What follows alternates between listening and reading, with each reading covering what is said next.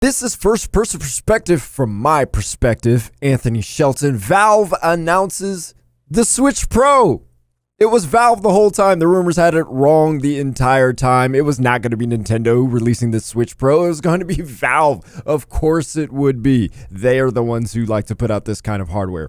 No, of course. It's actually called the Steam Deck. Valve put out a new device coming soon called the Steam Deck. By the time the video is out, pre-orders have already been done.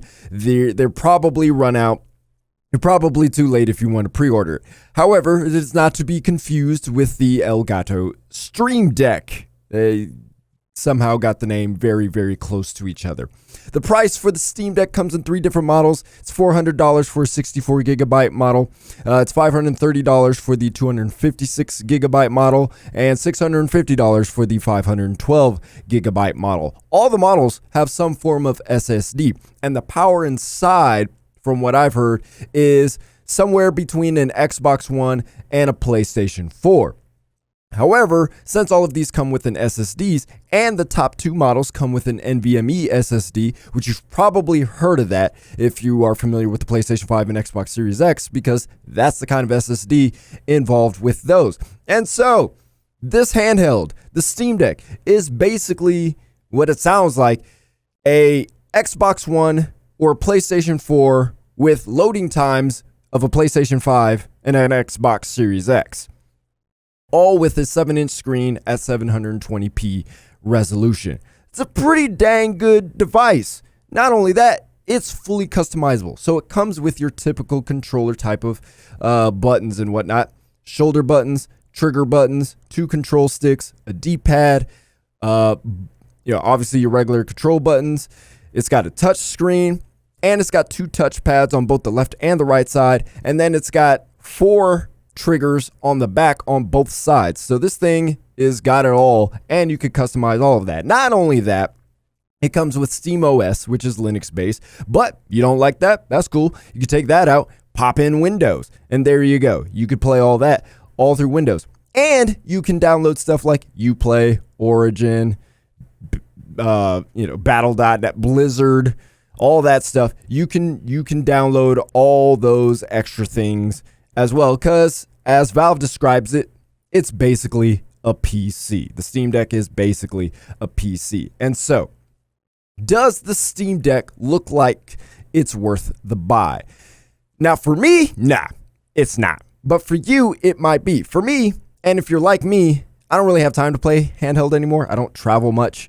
The times where I do game, it's mostly for work, for a gaming trend. So I sit down and at my desk and I play either PC, Switch, Xbox, whatever, PlayStation, and I do the thing. That's all I got time for.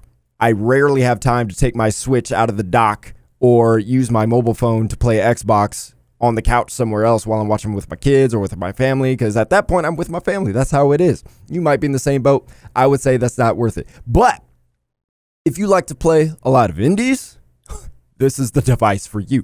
If you're really into emulation, particularly of Nintendo games, this is for you. If you want to play your PC games away from your desktop, you have lots of time to do that, this is the device for you. I think what you get for the price is fair.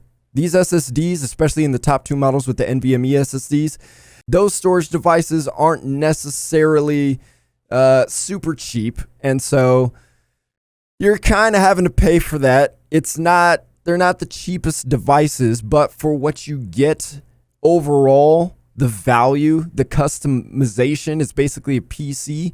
It's pretty good. Not only that, I forgot to mention that this thing is basically a Nintendo Switch, because it will also come with a dock later that you can pop it in and then use it to play games on your desk or, whatever bigger screen that you have. So options are abound on this thing. Now, there's a lot of comparisons to the Nintendo Switch, obviously. A lot of people are suggesting it's a Nintendo Switch killer. So, will the Steam Deck damage Nintendo Switch sales? It will not kill the Nintendo Switch, I'll tell you that much. But it will put a little dent into Switch sales, but not much. For those who bought a Nintendo Switch to play mostly indies, yeah, this is going to be really tempting, especially the 400 gigabyte model, because it's only $50 more than the Nintendo Switch OLED and far more powerful. And then the Steam Deck is $100 more at the 400 or at the 64 gigabyte model than the original Nintendo Switch, and the Steam Deck is far more powerful. So yeah, this is pretty good value if you plan on playing a lot of indie games. If you were one who were excited about the Nintendo Switch Pro that is not here yet and may not ever come, yeah, this thing is enticing. But at the end of the day, people buy Nintendo because they want to play Nintendo IPs. They want to play Mario. They want to play Zelda. They want to play Donkey Kong, Metroid, all of those. And so, this doesn't do that. Steam Deck doesn't do that. So there's little reason, if you're into Nintendo games, to ditch your Nintendo Switch and go with the Steam Deck. And that's how most of Nintendo people think about the Steam Deck. It's either I keep my Nintendo Switch or I get a Steam Deck. If the Switch Pro ends up coming out, guess what? That means they get to play all their favorite Nintendo games at higher resolution, higher performance. You think that's not going to be enticing? Of course it will be. The Switches are going to fly off the shelves just like the Steam Deck flew off the shelves with the pre-orders. Nothing's going to change too much. It's only the people who are on the fence about Nintendo IPs, or they're mostly in it for power and they want to play their indie games on the go or their PC games on the go. That's where all the value of this comes from. Now, there is an unsaid business move Valve is making with the Steam Deck, I think. Could they be using this handheld device to draw in console players to PC? And I'm talking about the diehard console players. They either play PlayStation, they either play Xbox, or they even play Nintendo. And I think there's a good case for this. Console players are always looking for less friction. They play console because they look at PC and go, yeah, this is a little difficult to deal with. I have to deal with patches. I have to deal with GPU patches. I have to deal with Windows updates, which could affect the games that I play, etc., etc. It's like buying an apartment versus a home. Yeah, apartments, you're giving somebody else money, which is basically what consoles are. But with apartments, you could call your landlord if anything goes wrong. Sometimes you don't have to pay your water bill. Somebody else pays for that. Some of those amenities are taken care of in an apartment. With a home, you got to pay for everything. Damage to your home, you got to pay for that. Water, pay for that. Trash, you got to pay for that. There's not much leeway. Not only that, if you live in an HOA controlled environment, that's extra fees. The value over time is there. The equity you get off a home is much greater than an apartment, which is zero equity involved. But you got to pay for it. That's how PC and console gaming is. PC, there's a lot more value in it overall because it's more powerful. You get more for your money. But there's also a lot more headache to deal with. It just is what it is. And so with consoles, a lot of people like that. The Steam Deck handheld sounds like Valve is trying to solve that problem a little bit. Buy the Steam Deck. Link your Steam account. Download a game. Play the game. Boom! You're done. Doesn't that sound nice? If the Steam Deck can do that, it's going to attract a lot more console gamers who have little experience with PC gaming, little experience with Steam. It's going to grow PC gaming, and it'll grow Valve's business, which, of course, that's what Valve is interested in. Now, they could have some friction, though. Linux? Not many developers develop much with Linux. Plus, there still could be GPU updates, which could affect the games. And since Linux isn't a well-supported OS among publishers and developers, who knows what could happen? You are probably more familiar with how Linux works with certain games or not, but I'm reading around the internet that Linux will not support your entire Steam library for the most part. You'll have to download Windows if you want absolute compatibility. And guess what console gamers don't want to do?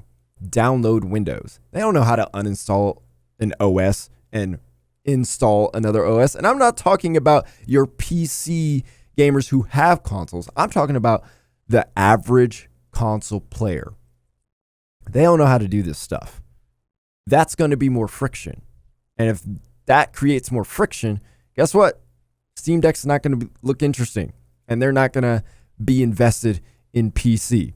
Now, all of this could have a snowball effect for PC players in the future, because how will publishers and developers respond to the potential issues with Linux, let alone potential issues for those who decide to download Uplay, Origin, Battle.net, Riot's client, all that stuff? What's going to happen if they download these games and then they don't work with Linux without some easy troubleshooting? You're going to start seeing some people look at Valve and go, why isn't this on Steam? I think that's entirely a possibility. And then publishers or developers are going to look at their storefronts and go, frick, like, what are we going to do?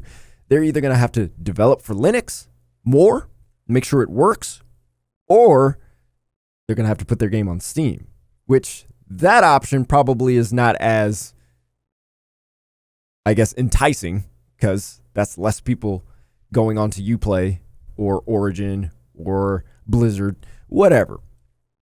So it'll be interesting to see how all of this plays out at the end of the day. I'm pretty sure that Valve is going to make a case for most of the console players out there that if you want to play on this ecosystem, it'll work. It'll just work out the box. But if it doesn't, it'll be interesting to see how developers and publishers respond to all of this. I think it's something to keep an eye out for. Obviously, that depends on the audience. If it's just the PC market, it's nothing to worry about. But if more console gamers start buying this thing and they get interested in the PC market and then they start questioning why this thing is Linux and all this other stuff, I think it's something to pay attention to. All right, that's it for me.